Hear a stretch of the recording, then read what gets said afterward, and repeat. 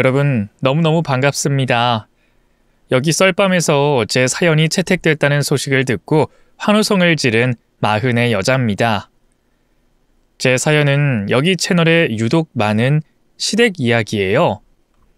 다시는 겪고 싶지 않은 인간의 사연인데 얼마나 몹쓸 인간인지 썰을 풀어보도록 하겠습니다. 꼭 제발 끝까지 들어주시면 제가 두 손 모아 감사드릴게요. 그럼 이야기 시작할게요. 제 나이 37에 백년가약을 맺고 싶은 남자를 만났어요. 요즘은 결혼을 늦게 하는 추세이기도 하고 제대로 된 좋은 남자를 만나려고 30대 후반이 돼서야 결혼을 결심했답니다. 그이는 저보다 6살이 많고 작은 사업체를 운영하는 오너였습니다. 부지런하고 능력 있고 성격도 유순하고 조용조용해서 제 마음에 쏙 드는 남자였답니다. 그래서 결혼 전 시댁에 가게 됐는데 남편 식구는 여동생이 유일했답니다. 시부모님은 남편이 20대일 때 돌아가셨다고 하더라고요. 그래서 시누이에게 잘 보이려고 예쁘게 차려입고 꽃을 선물로 사들고 찾아갔습니다. 거실에 수수한 차림으로 앉아있는 시누이는 같은 여자가 봐도 예쁘고 분위기가 있더군요. 저는 고개를 숙이며 인사했습니다. 처음 뵙겠습니다. 성준 오빠 여자친구예요. 말씀 많이 들었습니다. 아, 네. 어서 오세요. 우리 오빠가 결혼할 여자를 데리고 오는 날이 있긴 있네요. 저는 오빠가 일하고 결혼한 줄 알았거든요. 네. 그래서 제가 행운아라고 생각하고 있어요. 어쨌든 잘 부탁드립니다. 그렇게 인사를 나누고 꽃을 건네줬는데 예비 시누이가 제 얼굴을 유심히 보더군요. 아무래도 저를 알고 있는 것 같더라고요. 저를 빤히 보던 시누이가 제 팔을 툭 치고는 놀란 얼굴로 말했습니다. 이게 웬일이야? 너 김유정 아니니? 우리 같은 고등학교 나왔잖아. 나 진아야, 이진아. 너랑 같은 반도 한 적 있었던. 네? 정말요? 유정아, 친구끼리 무슨 내야. 너 나 기억 안 나니? 잘 생각해봐.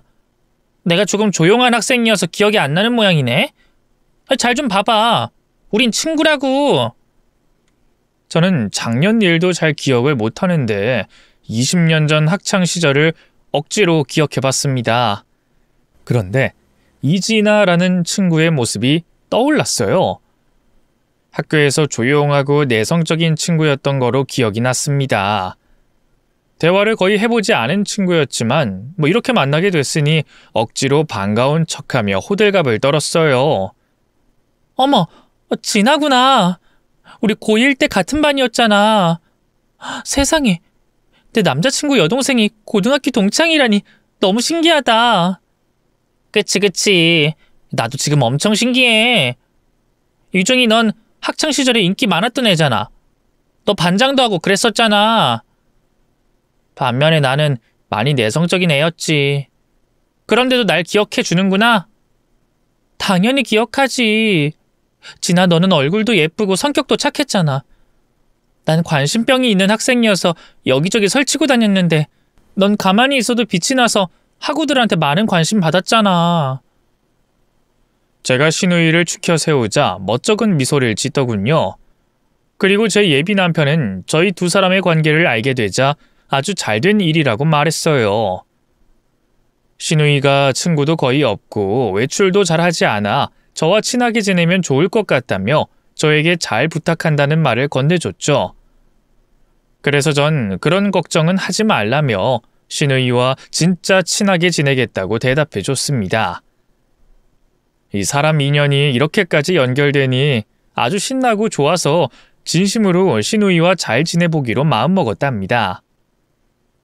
그래서 시누이는 아주 당연하게 저를 올케로 받아주기로 했어요. 저희 친정 부모님도 예비 남편을 보시고 아주 크게 마음에 들어 하셨습니다. 외모도 반듯하고 사업체를 잘 이끌고 있는 능력 있는 남자여서 바로 허락의 말씀을 해주셨죠. 저희는 2달 동안 결혼 준비를 차근차근히 해서 완벽하고 성대한 결혼식을 올렸답니다. 신혼집은 시누이 집과 가까운 아파트로 마련했어요. 저희 부부의 회사가 시누이 집과 가깝기도 했고 시누이가 저를 자주 보고 싶다고 해서 근처로 집을 구한 거죠. 그런데 남편에게 조금 서운한 점이 있었어요. 연애할 때는 하늘의 별이라도 따다 줄 것처럼 사랑해 주더니 결혼하고 나니 일이 1순위가 돼 회사에만 집중했죠. 바쁜 걸 이해하고 오너여서 그런 건 알겠는데 아무도 출근하지 않는 주말에 혼자 사무실에 나가서 일하다가 돌아왔습니다. 저는 이걸 문제 삼고 싶지 않았지만 제가 꿈꾸던 결혼 생활과 많이 달라 따끔하게 잔소리를 했어요. 여보, 너무하는 거 아니야? 그렇게 맨날 일만 할 거면 나랑 결혼은 뭐하러 했어? 이게 다 당신을 위해서지. 가정의 어깨가 무거워서 그런 거니까 조금만 이해해줘. 요즘 코로나 터져서 다들 망하는 거 알잖아. 아무리 그래도 이건 아니지. 거래처도 일 안 하는 주말에 뭐하러 나가? 날 혼자 두고 일하러 나가면 아무렇지도 않은 거야? 당신 애처가가 될 줄 알았는데 완전 공처가잖아. 연애할 때는 당신을 놓치지 않으려고 조금 더 오바했지. 인정해. 뭐야 그 말은? 이젠 물고기 잡았으니 그냥 어항에 두면 상관없다 이건가? 무슨 말을 그렇게 해. 알았어. 노력할게. 평일에 일 몰아서 하고 주말에는 어지간하면 당신하고 시간 보낼게. 저는 어거지로 남편에게 약속을 받아냈습니다. 그이는 전보다 덜 바쁘게 일하긴 했지만 여전히 일에 얽매여 있는 삶을 살았어요. 그리고 남편이 시간 많은 시누이와 자주 어울리라는 말을 했답니다. 시누이가 저와 친하게 지내고 싶어 한다는 말을 해서 놀러 오라고 한번 전했어요. 그러자 동창인 시누이는 거의 매주 찾아왔습니다. 시누이는 학창 시절에 조용했던 것과 달리 많이 수다스러웠답니다. 또 직장을 다니고 있지 않은 백수라 평일에도 저희 신혼집에 자주 놀러 왔어요. 제가 편하게 놀러 오라는 말을 했다고 진짜 아무 때나 초인종을 누르고 들어왔는데 어느 날부터는 자기가 손으로 직접 비밀번호를 누르고 신혼집에 들어오더군요. 남편이 번호를 알려줬다며 앞으로는 이렇게 문을 따고 들어오겠다고 하는 겁니다. 하루는 야근을 하고 늦게 집에 들어갔는데 시누이가 거실에서 영화를 보고 있더라고요. 진아야, 오늘도 왔네? 응, 우리 집에 혼자 있으려니까 무서워서. 나 오늘 자고 가도 되지? 오빠는 나 알아서 하라고 하던데. 네가 불편하면 일어날게. 아니야, 불편하긴. 편하게 있어. 그런데 내가 좀 피곤해서 씻고 바로 자야 할 것 같은데. 많이 피곤해? 나 너랑 수다 떨고 놀려고 그랬는데 1시간만 나랑 놀아주고 자면 안 될까? 거기서 제가 안 된다고 말하면 삐져서 나갈 것 같아 알겠다고 대답하고 샤워 후에 시누이 옆에 앉았습니다. 그리고 수다를 다 들어주고 나서야 방에 들어가 남편 옆에 누울 수 있었죠. 시누이가 밝은 에너지를 가지고 찾아오는 게 좋긴 했지만 매일같이 놀러오는 게 불편해서 남편에게 부탁의 말을 했습니다. 여보, 아가씨가 너무 자주 오는 거 아니야? 이틀에 한 번은 꼭 우리 집에 오네. 자기가 잘 말해서 일주일에 한 번 정도만 오라고 하면 안 될까? 왜? 내 동생이 귀찮아? 아니, 귀찮다는 게 아니라 우린 일하느라 피곤한데 매일 찾아와서 날 붙잡고 수다 떠니까 힘이 좀 들어서 그래. 그런데 아가씨는 취직 안 한대? 직접적으로 물어보면 실례인 것 같아서 못 물어봤는데. 진아, 저 기집애 작심삼일인 애야. 취직이 돼도 한두 달 다니고 때려치우는 애라고. 그래서 이력서에 1년 되는 경력이 하나도 없다니까. 나도 10년 넘게 잔소리도 하고 타일러도 봤는데 사회생활이 몸에 맞지 않은 것 같아. 그래? 왜 그러지? 나이가 30대 후반이면 일은 하고 있어야 정상인데 말이야. 그럼 당신은 아가씨가 저렇게 백수로 쭉 놀게 내버려 둘 거야? 글쎄, 내가 보기엔 시집 보내는 게 빠를 것 같아. 일할 의지가 없는 애한테 억지로 일하라고 말해봐야 아무런 소용 없으니까. 남편은 대학 졸업하고 사회생활을 시작해서 지금까지 시누이의 용돈과 생활비를 지원했답니다. 뿐만 아니라 시누이가 공무원 시험에 도전한다고 해서 비싼 학원비를 무려 6년이나 대줬다고 하네요. 시누이는 일뿐만 아니라 공부도 대충 하는 성격이었는지 습관적으로 학원에만 나갈 뿐 게으르게 지냈다고 합니다. 그렇게 시누이를 십수년의 세월을 키우다시피 한 제 남편이 나이 50살을 먹어도 계속 시누이의 경제를 지원해 줄까봐 걱정이 됐죠. 그런데 그 걱정은 얼마 뒤에 접을 수 있었습니다. 시누이가 결혼할 남자가 있다며 시댁으로 초대했거든요. 예비 시매부를 보게 됐는데 정말 멋지고 훌륭한 사람이었어요. 대학병원 전문의 의사로 일하고 있고 집안도 부자인 남자였죠. 까놓고 얘기해서 이런 엘리트가 왜 시누이와 결혼하겠다는 건지 이해가 되지 않았답니다. 그런데 몇 마디 대화를 나눠보니 의사 시매부가 시누이에게 완전히 홀려 있더라고요. 입가엔 침을 질질 흘리는 듯 보였고 눈에서는 하트가 발사되고 있는 것 같았습니다. 시누이의 외모에 제대로 반했는지 간이고 쓸개고 무엇이든 가져다 바칠 기색이었답니다. 우리 색시 진짜 예쁘다. 진아야, 너 코 속에 코딱지 있다? 우와, 우리 색시는 코딱지도 예쁘게 생겼네? 오빠, 센스 없게 그런 걸 말로 하면 어떡해. 그리고 그만 좀 실실거려. 우리 오빠랑 세연이가 보고 있잖아. 자기가 예쁜 걸 어떡해. 난 애정 표현을 다른 사람 눈치 보고 하지 않을 거야. 마음 가는 대로 할 거라고. 예비 시매부는 시누이에게 단단히 홀려 있어서 모든 주도권이 시누이에게 있었답니다. 백수인 시누이는 혼수 자금을 제 남편에게 받게 됐는데 그이가 많이 지원해주지 않겠다고 했어요. 처음엔 남편이 몇 억을 주겠다길래 제가 불같이 화를 내서 3천만 원만 해주고 앞으로는 어떠한 지원도 해주지 말라고 못을 박아뒀죠. 의사한테 3천만 원으로 시집 가는 것도 말이 되지 않았는데 시누이에게 홀려버린 예비 시매부는 10억대 아파트와 혼수도 거의 다 직접 마련하겠다고 하더군요. 만약 제가 시매부의 가족이라면 바로 반대 의견을 내놨겠지만 입장이 반대인 시누이의 가족이니 가만히 입을 다물고 있었습니다. 제 남편은 시누이가 시집 간다는 것이 다행스러운 일이어서 그런지 시종일관 미소를 잃지 않고 시매부에게 고맙다는 말을 전했습니다. 그렇게 시누이는 의사와 결혼식을 올리고 사모님이 됐어요. 백수로 평생 지내도 될 만큼 능력 있는 시매부였으니 대단해 보이면서도 다행이라는 생각이 들었죠. 이제 시누이도 신혼이나 저희 집에 자주 오지 않을 거라 생각했는데 전혀 그렇지 않았습니다. 코로나가 터지고 제가 집에서 재택근무를 시작하곤 시매부가 병원에서 바빠 환자들을 보며 일하고 있을 때 할 일이 없어 매일같이 저희 집에 놀러 왔답니다. 새언니, 유정아, 나왔어. 나 심심해, 놀아줘. 또 왔어? 진아야, 너 결혼한 새색시가 왜 이렇게 자주 오는 거야? 야, 말도 마. 대학병원 의사라 그런지 허구한 날 늦게 들어와. 혼자 집에 있으면 뭐 하겠어. 친구 얼굴도 보고 놀면 좋겠다 싶어서 온 거지.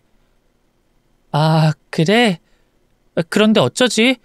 나 지금 일하는 중이라 신경 써주지 못할 것 같아. 미안한데 저녁 때까지 영화라도 보고 있을래? 뭐? 내가 왔는데 계속 일하겠다고? 야, 넌 무슨 큰일을 한다고 시누이가 왔는데 쌩까니? 우리 오빠가 돈도 많이 버는데 이번 기회에 그만 일 때려쳐. 시누이가 선을 넘는 말을 해서 이건 아니다 싶어 따끔하게 말해줬습니다. 진아야, 아무리 우리가 동창이고 친구 사이라고 해도 해서는 안 될 말이 있는 거야. 내가 하는 일이 우스워 보이니? 난 사명감 가지고 하는 일이야.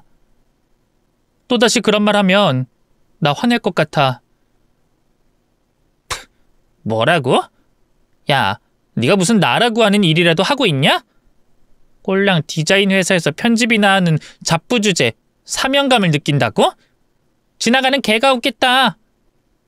야, 이진아, 너 말 그따위로밖에 못해? 네가 백수라서 잘 모르나 본데 남이 하는 일은 존중하는 게 기본 상식이야. 제가 정색하며 표출하자 신우이가 똥 씹은 얼굴로 소리를 지르더군요. 뭐? 백수라서 모른다고? 야, 나도 회사 다닐 만큼 다녀봤어. 어디서 훈계질이야. 그리고 난 의사 남편이 돈을 허벌나게 잘 벌어서 일할 필요가 없거든. 푼돈 버는 게 무슨 대수라고 이렇게까지 흥분하는 거야? 너 솔직히 말해봐.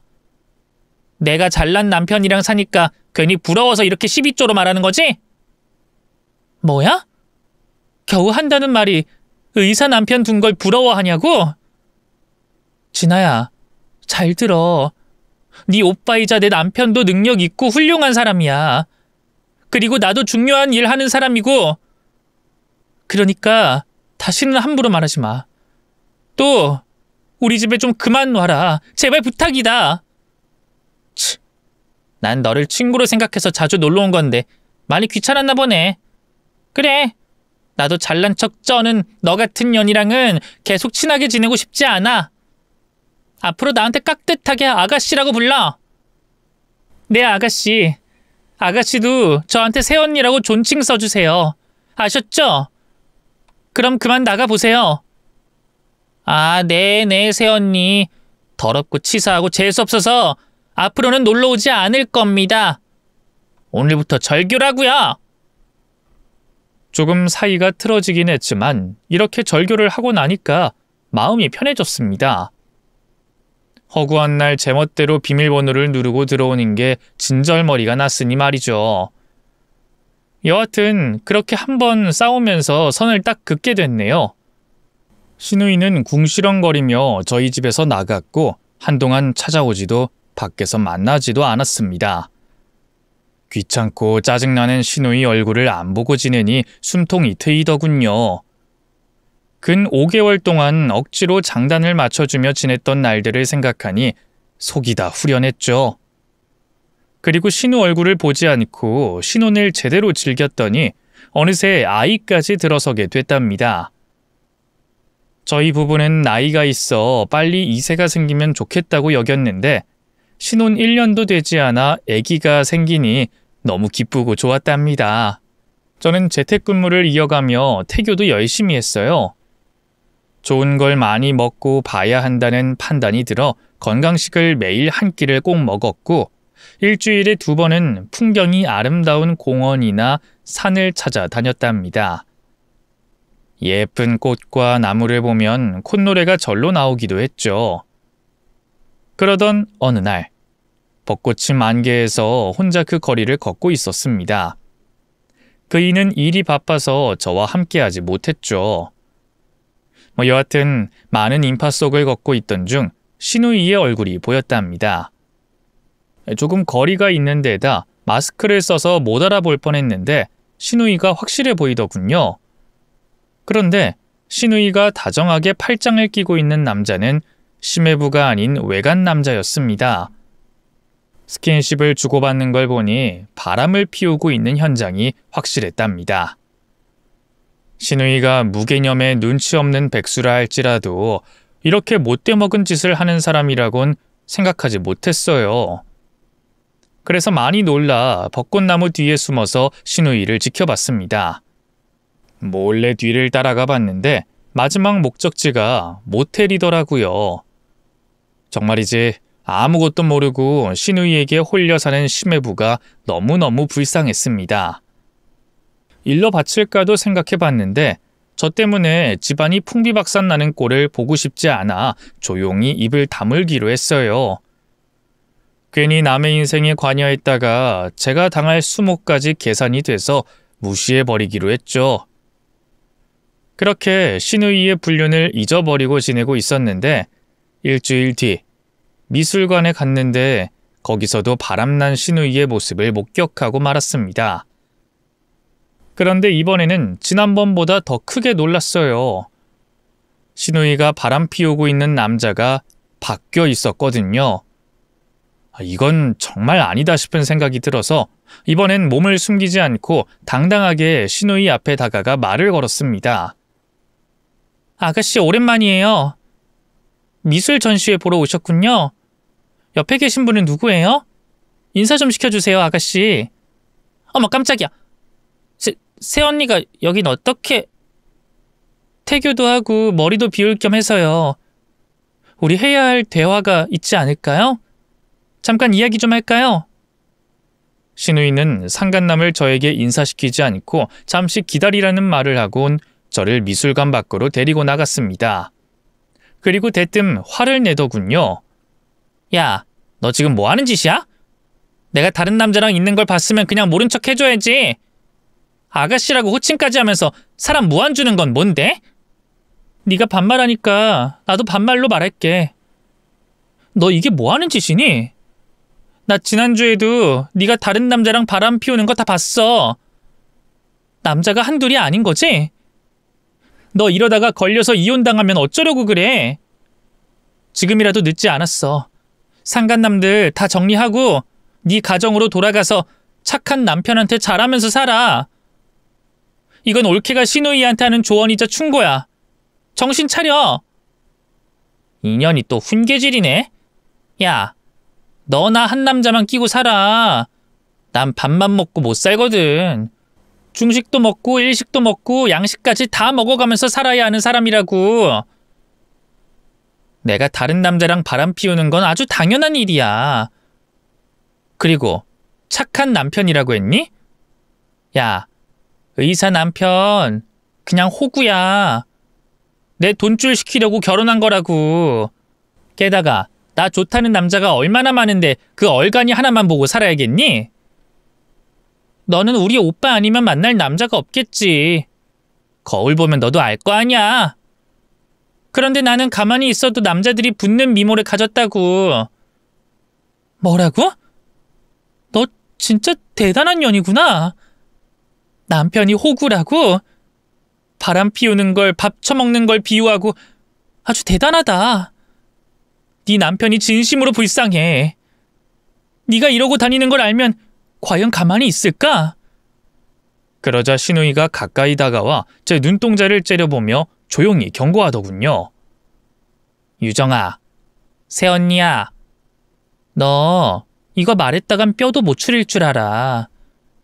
남의 취미생활 멋대로 떠벌렸다간 니년 혀를 뽑아버릴 줄 알아. 알겠니? 난 분명히 경고했다. 뭘 뽑아? 진아야, 너 내가 고등학교 때 어떤 애인 줄 잊었니? 학교에서 짱이었던 나야. 너 같은 피라미가 경고할 만큼 만만한 상대가 아니란 말이야. 진아야, 내 입으로 떠벌리진 않을게. 대신 빨리 정리하고 조용히 살아라. 또 내 눈에 바람핀 꼴이 보이면 그땐 나도 무슨 짓 할지 몰라. 제가 잡아먹을 듯한 표정을 짓자 신우이가 한 걸음 물러섰고 키득거리며 미술관으로 들어가더군요. 저는 기분을 망쳐서 바로 집으로 돌아갔습니다. 몇 주가 흐르고 몸이 조금 무거워지는 게 느껴져서 외출을 자제했어요. 집에서 일도 하고 책도 읽으며 지냈답니다. 그런데 예상치도 못한 손님이 초인종을 울렸습니다. 인터폰 화면에 그의 모습이 보이자 괜히 긴장부터 되더군요. 심해부가 저를 찾아왔거든요. 현관문을 열고 반갑게 인사했더니 그는 어두운 표정으로 들어왔습니다. 얼굴을 보아하니 신우이에 대해 뭔가 알고 찾아온 것 같았답니다. 제가 타준 커피를 원샷하고는 바로 질문을 하더군요. 처남댁, 제 아내랑 친구 사이시죠? 네, 친구 맞죠. 그럼 제 아내에 대해 많이 알고 계시겠죠? 이런 질문하는 게 많이 어려웠어요. 사실 저한테는 일어나지 않을 줄 알았거든요. 차남댁, 제 아내가 바람 피우고 있는 것 같아요. 확실한 증거는 없는데 왠지 느낌이 그런 것 같아요. 혹시 아시는 게 있으면 말씀 좀 해주시겠어요? 심해부는 역시나 시누이의 바람을 눈치채고 확인하러 온 거였습니다.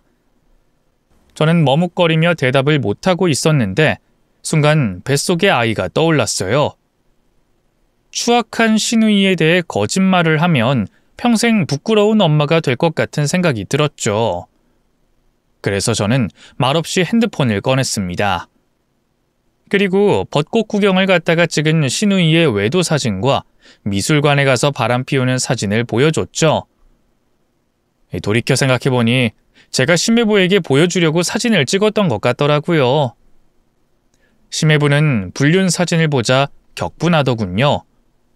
자기가 진심으로 사랑하고 있는 여자가 이렇게 배신할 줄은 꿈에도 몰랐다며 이젠 사랑이고 뭐고 다 때려치우고 복수를 해줘야겠다고 으르렁대더군요. 거기서 제가 할 수 있는 말은 아무것도 없었어요. 복수하라고 응원을 하지도 참고 넘어가라는 말리는 말도 하지 않았죠. 심해부가 결정한 대로 알아서 처신하길 바라고 말았답니다. 제가 할 수 있는 역할은 거기까지였으니까요. 그래서 곧 심해부가 저희 집에서 나갔고 며칠 동안 잠잠했습니다. 그런데 보름이 지나고 저희 집에 다시 초인종이 울렸답니다. 이번에도 긴장하며 현관문을 열어줬어요. 저를 매섭게 노려보며 시누이가 말하더군요. 너지? 네가 내 남편한테 다 일러 바쳤다면서? 그 인간이 내 뒤를 캐서 불륜으로 이혼 소장 날렸어. 응, 맞아. 네 남편이 날 찾아왔어. 다 알고 온 것 같아서 그런 것 같다고 알려준 것뿐이야. 내가 아니었어도 너 불륜은 들키게 되어 있었어. 그걸 따지려고 온 거면 그냥 도로 나가. 이년 봐라. 지금 내 남편이 이혼 소장 날렸는데 태연하게 나가라는 말이 나오니? 너를 찾아왔을 때 무조건 아니라고 잡아댔어야지. 민현이 내 사진 보여줬다며? 그래서 내 남편이 사람 붙여서 내 불륜 증거 가지고 이혼 소송 걸었단 말이야. 나 이제 결혼 생활 끝났어. 그뿐이면 다행이게. 위자료까지 물어줘야 해서 제대로 쪽박치게 생겼다고. 그거 참 안 된 일이네.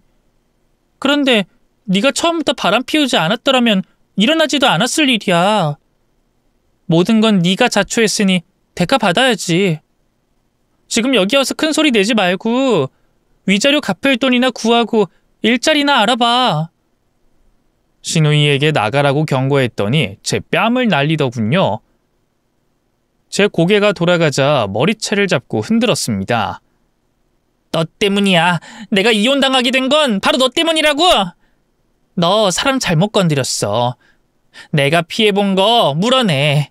네 년이 위자료 물어내라고. 진아야, 좋은 말 할 때 이거 놔. 나 임산부야. 그리고 네가 나온 고등학교 짱이라고. 내가 흥분하면 너 다친다. 마지막 경고야. 아무 일 없던 것처럼 뒤돌아 퇴장하면 널 건드리지 않을게. 아이고 무서워라. 김유정, 네가 아직도 20년 전 고등학생 때랑 같은 줄 아니? 그리고 나도 그동안 머리채 잡고 싸워본 년이 한둘인 줄 알아?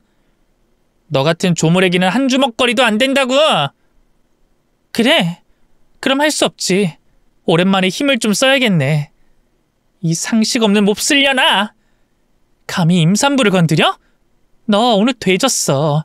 몸에 뼈가 몇 개인지 체감하게 해줄게. 저는 제 머리채를 잡고 있던 시누이의 손가락을 꺾어버리고 주먹으로 면상을 날렸습니다. 그리고 다리를 걸고 넘어뜨리고 시누 위에 올라타서 사정없이 두들겨 패줬습니다. 이윽고 쌍코피를 흘리는 시누이는 아무런 저항도 못해 포기한 채 바닥에 누워 맞기만 했답니다. 저는 실컷 때려주고 속이 조금 풀리자 시누이를 현관으로 질질 끌고 갔습니다. 그리고 밖으로 밀어버리고 다시 찾아오면 두 다리로 걷지 못하게 해주겠다며 경고해줬죠. 그리고 혹시나 하는 마음에 병원에 찾아가서 뱃속의 아기가 무사한지 확인해봤습니다. 다행히 아기는 건강하게 자라고 있다는 말을 들었네요. 저는 남편에게 이 사실을 전부 털어놨어요. 처음부터 끝까지 숨김없이 말이죠. 그러자 남편은 먼저 사과부터 했고 시누이를 저에게서 떨어뜨려 주겠다고 약속했습니다. 다시는 저희 집에 찾아오지 못하게 해주겠다고 했죠. 하지만 말뿐이었는지 이혼당한 시누이가 어느 날 짐을 싸서 들어왔답니다. 야, 김유정, 나왔어. 이혼당하고 위자료로 혼수 다 갖다 팔고 있는 돈 없는 돈 싹 끌어다 주고 한 푼도 없는 그지가 됐거든. 그래서 오늘부터 여기서 지낼 거야. 뭐? 그게 뭔 개소리야. 누구 맘대로 네가 내 집에서 지내겠다는 건데? 내 맘대로. 너 때문에 이혼당했으니까 책임져야지. 나한테 집을 사주든 방 한 칸을 주든지 알아서 해. 일단 좀 들어가자. 나 피곤해서 잘 거니까 괜히 깨워서 열받게 하지 마라. 야, 너 지금 무슨 말 하는 거야? 어딜 들어가? 제가 말리기도 전에 작은 방에 들어가 문을 잠가버리더군요. 하도 기가 막혀서 말이 나오지 않았답니다. 저녁에 남편이 퇴근하고 돌아와 시누이를 내보내라고 했더니 그이가 고민하는 기색을 보였어요. 여보, 내 동생이 오갈 데가 없어서 그러는데 당분간만 여기서 지내면 안 될까? 당신한테는 진짜 미안하지만 하나밖에 없는 여동생을 길바닥에 나앉게 만들 순 없잖아. 그래? 그럼 나랑 이혼하면 되겠네. 내가 순순히 당신 말 듣고 시누이를 내 집에서 살게 해줄 거라 생각했다면 당신은 엄청난 착각을 한 거야. 당장 내보내지 않으면 나 짐 싸서 나갈 거야. 딱 셋만 셀게. 당신이 알아서 선택해. 하나, 둘. 제가 손가락으로 둘까지 세자 남편이 벌떡 일어나더니 결정하더군요. 시누이 방에 들어가 당장 나가라고 으르렁거렸습니다. 남편은 빈손으로 내쫓지 않고 원룸 보증금이라도 하라고 500만 원을 이체해주고 내보냈답니다. 저는 그것도 마음에 들지 않긴 했지만 눈앞에서 시누이가 사라지니 별말하지 않았습니다. 그렇게 몇 달을 더 태교하고 보내자 만삭이 돼 출산 준비를 위해 산부인과에 입원했답니다. 남편은 바쁜 일을 모두 뒤로하고 제 옆에만 붙어 있었어요. 자기 딸이 태어나는 순간은 꼭 보고 싶고 제가 무사한지 꼭 눈으로 확인하겠다고 했죠. 그리고 다음 날 오랜 진통을 겪고 건강한 딸을 출산했습니다. 저와 딸 모두 무사했죠. 남편은 딸의 손가락 발가락을 세어보더니 안도하는 표정을 짓기도 했답니다. 그리고 산후조리원으로 옮겨 몸을 풀고 있었는데 보고 싶지 않은 얼굴을 보게 됐어요. 바로 시누이가 찾아온 거죠. 일부러 남편이 자리를 비운 시간에 맞춰서 들어온 걸 보니 축하 인사를 하러 온 것은 아니었네요. 딸을 안은 채로 시누이를 올려다봤는데 저에게 가볍게 인사를 하더군요. 새언니 축하해. 괜찮으면 내가 애기를 한번 안아봐도 될까? 내 애기한테 무슨 짓 하려고? 그냥 거기서 보기만 해. 아이고, 애새끼 하나 낳았다고 유나는. 야, 네 딸 너 닮아서 더럽게 못생겼거든? 진화가 덜 된 고릴라같이 생겼다고. 지엠이 싹수를 그대로 물려받았는지 인상도 더럽다, 이년아. 난 너 때문에 인생 망쳐서 하루하루가 지옥 같은데 넌 팔자 좋게 애새끼 낳고 이런 VIP 조리원에서 호강하고 있는 거냐? 에라이 양심도 없는 년아. 내 인생 망쳐놨으면 책임져야지. 또 이런 식으로 나오는구나. 야, 네 얼굴 보니까 입덧이 도로 나오려고 한다. 구역질 나니까 꺼져. 내 눈앞에 나타나지 말라고 경고했는데 왜 자꾸 찾아오는 거야? 넌 자존심도 없니? 내가 누구 때문에 이렇게 됐는데 사라져야 하니? 난 네 년을 두고두고 괴롭혀줄 거야. 이 오살할려나! 신우이는 침대에 누워있던 제 머리를 잡아챘습니다. 저는 아이를 옆에 눕히고 일어나서 신우이의 배를 한 대 가격했어요. 숨이 막혔는지 앞으로 고꾸라지며 모기 소리를 내더군요. 이년은 애새끼를 낳고도 힘이 남아있나 보네. 좋다 이년아. 내가 오늘 본때를 보여주마. 몸조리 제대로 못하면 평생 고생하는 거 알지? 니년이 평생 시름시름 앓게 만들어주겠다고. 넌 진짜 사악한 악마년이구나. 좋아, 이년아. 덤벼봐.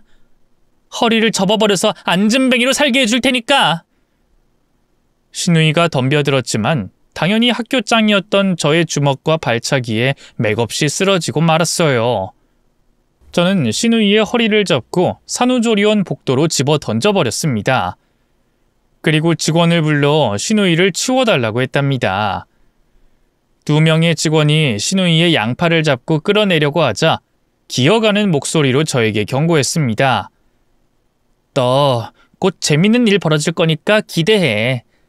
내가 얼마나 심한 찰거머리인지 온몸으로 느끼게 해줄 테니까. 니년이 뒤지는 걸 지켜볼 거라고. 진아야, 다음에 보면 넌 진짜로 생지옥에 떨어질 거야. 네가 날 증오하는 만큼 나도 똑같이 널 증오하고 있거든. 우리의 악연이 여기서 끝나면 좋겠다. 내 눈앞에 다시는 보이지 않는 게 좋을 거야. 직원들에게 빨리 데리고 나가라고 손짓을 하자 신우이는 질질 끌려서 산후조리원을 나갔습니다. 일주일 뒤 산후조리원 퇴소일이 다가왔어요. 남편이 데리러 오기로 했는데 회사에 급한 일이 생겨 오지 못했답니다. 이런 일이 한두 번 있는 게 아니었으니 이해하고 혼자 집으로 가기로 했어요.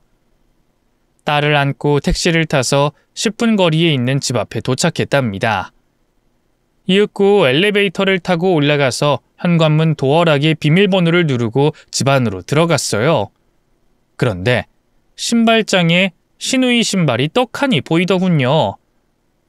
전 바닥에 긴 한숨을 내쉬며 말했습니다. 야, 이진아, 너 내 집에 들어온 거야? 그런데 신우이의 대답이 들리지 않더군요. 그래서 신발을 벗고 딸을 요람에 눕힌 뒤 작은 방문을 열어봤습니다. 신우이는 허리에 찜질기를 놓고 대자로 누워있더군요. 이진아, 너 지금 뭐 하는 짓이야? 아무도 없는 집에 몰래 들어와서 뭐 하는 짓이냐고! 어머, 깜짝이야. 새언니 왔어? 내가 찰거머리처럼 들러붙어서 괴롭혀 주겠다고 했지? 네가 조리원에서 꿀 빨고 있을 때 난 여기서 지내고 있었어. 우리 오빠가 지내도 좋다고 허락해줬네. 어떡하니, 유정아? 내 얼굴 매일 봐야 할 텐데. 야, 좋은 말로 할 때 나가. 마지막 기회야. 네가 지옥에 떨어지지 않을 마지막 기회. 뭔 개소리야. 네가 날 쫓아낼 수 있을 것 같아? 나 지금 돈 한 푼도 없어. 오빠가 준 원룸 보증금은 이미 월세를 못 내서 다 깎아 먹었다고. 오갈 데가 없는 나를 오빠가 버릴 것 같냐? 그러니까 입 닥치고 가서 네 딸내미나 살펴라. 야, 표정 풀어라. 나랑 같이 살기 싫어? 방법이 없는데 어쩔 거야? 네가 이혼하겠다고 나가는 것 말고는 다른 수가 없다고. 그런데 애까지 낳은 마당에 우리 오빠랑 이혼할 수 있겠어? 저는 주먹을 꽉 쥐고 마지막 말을 남기기로 했습니다. 우리 아가씨가 여기서 살고 싶나 보네. 그럼 내가 나가야지. 난 니년 면상 보면 피가 거꾸로 솟고 구역질이 나거든. 애 낳았으면 이혼 못한다고 누가 그러니? 지금 바로 나갈 테니까 네 오빠한테 이혼 소송하겠다고 전해라. 그리고 이진아, 이제 남남이니까 진짜 마지막 경고를 할게. 너 다음에 내 얼굴 보는 순간이 곧 너의 제삿날이야. 니년을 갈아 마셔 버릴 테니까 내 눈에 띄지 마라. 하! 웃기는 년이네. 네가 이혼을 하겠다고? 과연 그럴 수 있을까? 우리 오빠 같은 잘난 남자를 버리고 싱글맘으로 살겠다고? 하! 아서라, 이년아, 연기를 하려면 좀 그럴싸하게 해. 그래, 마음대로 짓거려. 오늘은 내가 조리원에서 퇴소한 좋은 날이니 그냥 갈게. 대신 다음에 날 보면 무조건 도망가. 알았지? 야, 너 너무 무섭잖아. 살려줘. 내가 이럴 줄 알았니? 알았으니까 빨리 문 닫고 나가라. 나 허리 찜질하면서 낮잠 더 자야 하거든. 저는 대답하지 않고 요람에 눕힌 딸을 안고 집에서 나왔습니다. 그리고 친정에 들러 딸을 부모님께 맡기고 변호사 사무실을 찾아갔어요. 제가 이혼하겠다는 건 진심이었으니까요. 시누이의 괴롭힘과 이를 방치하고 있는 남편 이야기를 늘어놨더니 충분한 이혼 소송감이라며 바로 소장을 작성했고 남편의 회사에 퀵으로 보냈답니다. 그러자 남편은 바쁜 일을 모두 내팽개치고 친정에 있는 저를 찾아왔어요. 그이는 질질 짜면서 저와 부모님 앞에 납작 엎드려 빌었습니다. 여보, 내가 잘못했어. 진아 그 기집애가 아나무인의 천망지축인 걸 알면서도 그냥 방치했어. 사과할게. 당신이 시키는 건 뭐든지 할 테니까 제발 이혼하자는 말만 하지 마. 나 회사 일도 줄이고 가정에 충실하는 남편이 될게. 아니야. 당신의 귀한 동생인데 무슨 그런 말을 하고 그래. 가서 동생이랑 쎄쎄쎄도 하면서 잘 살아봐. 난 소송 진행해서 위자료든 양육권이든 양육비든 다 뜯어낼 거니까. 야, 너도 그년이랑 다를 거 없어. 내가 하는 말 귓등으로 듣는 남편 따윈 트럭으로 갖다 줘도 받지 않을 거니까 그만 나가봐. 저는 남편 이마를 쿡쿡 찔러가며 말했어요. 그러자 남편은 마음의 결정을 했다며 고해하더군요. 여보, 지금 이 시간 이후부터 동생 진아와 남매의 인연을 끊을게. 죽는 그날까지 진아를 우리 눈앞에 나타나지 않도록 할게. 당신과 내 딸을 잃느니 그 천덩벌거숭이 같은 동생년하고 의절하는 게 옳은 선택이야. 여보, 나 지금 진심으로 하는 말이야. 지금 당장 집에서 진아 쫓아낼게. 그래? 그럼 우리 눈앞에 나타나지 않겠다는 걸 어떻게 믿어? 그건 걱정하지 마. 내가 지금 집으로 가서 그년 다리 몽둥이 분질러버리면서 경고할 거야. 우리 앞에 다시 나타나면 계속 돼지게 해주겠다고 할 거라고. 그럼 이진아 그년을 정리하고 당신을 부르도록 할게. 그러니까 이혼은 없던 일로 해줘. 알았지?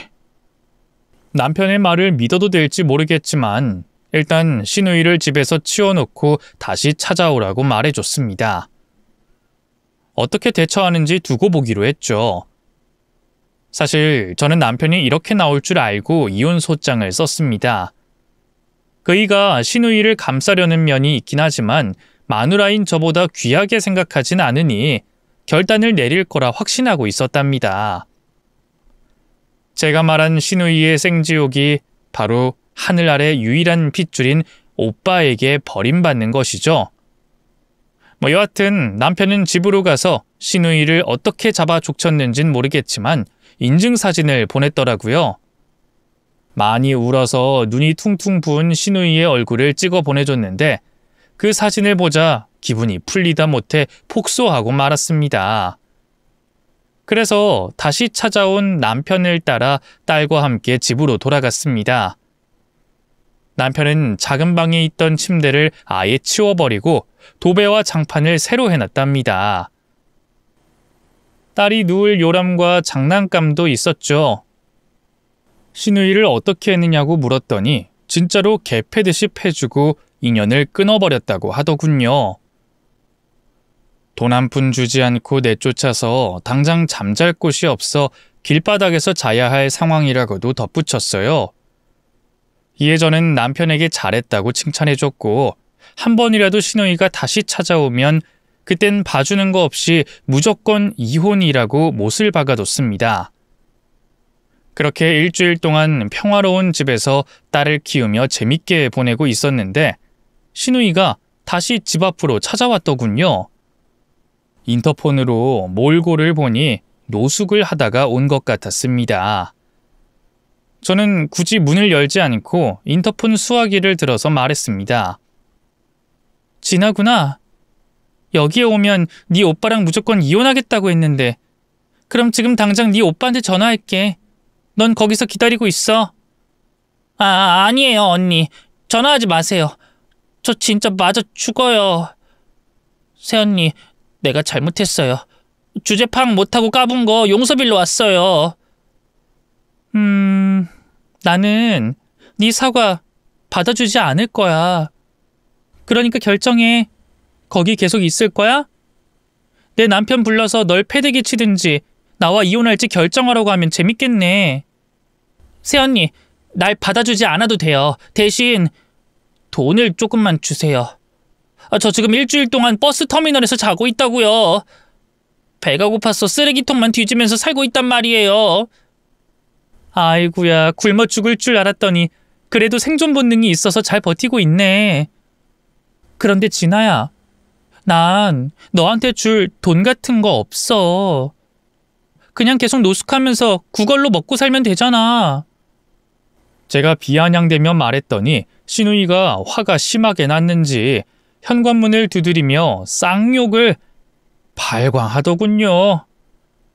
굶어 죽을 위기에 처했으니 그러려니 하면서 인터폰의 화면으로 구경했죠.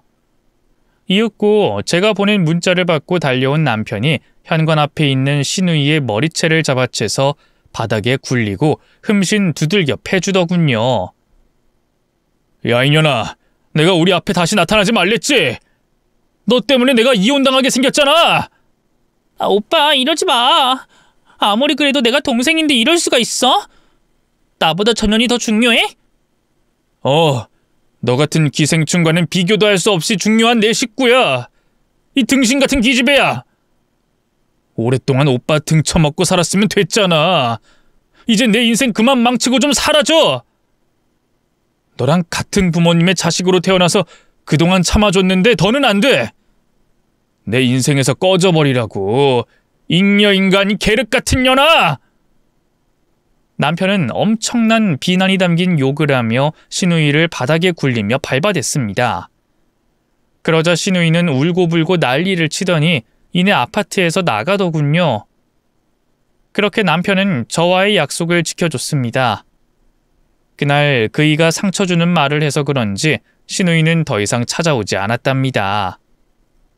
저와 딸은 조용한 가정에서 즐겁게 보냈고 남편은 일보다 가정을 중요시하기 시작해서 저녁 6시만 되면 집으로 와서 육아와 살림을 도와줬고 저에게 더 따뜻하게 대하려고 무던히 애를 썼어요.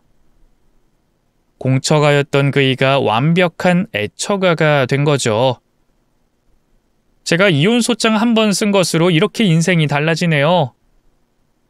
한편 시누이의 소식을 제 동창에게서 전해 들었습니다. 지금 햇볕이 들지 않는 지하방에서 지내며 알바를 전전하고 있답니다.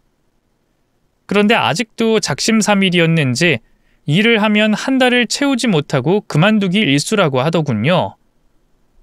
그나마 노숙자를 벗어났다니 대견스럽더라고요. 그 소식을 듣고 저는 남편에게 이사를 떠나자고 했어요. 시누이가 갑작스레 찾아오는 날이 아예 없도록 호적에도 주소를 숨길 수 있게 신청하라고 일러뒀죠. 그래서 지금은 시누이가 절대 찾아올 수 없는 보안이 철저한 아파트에서 살고 있답니다. 시누이는 계속 지하에서 거지처럼 생활하며 살아가겠죠. 그러게 제가 생지옥을 보여주겠다고 했을 때 조용히 사과하고 떠났으면 얼마나 좋았겠어요. 지가 선택한 일이니 어쩌겠습니까. 평생 그러고 살게 내버려 둬야죠. 제 사연을 듣고 저를 독종이라고 생각하시는 분들이 계시면 어쩌나 싶은데 제 시누이가 벌였던 짓들을 떠올려 보시고 천벌받은 거라 판단해 주시면 감사할 것 같습니다. 그럼 저는 그만 줄이고 물러가 보겠습니다. 모두 안녕히 계세요.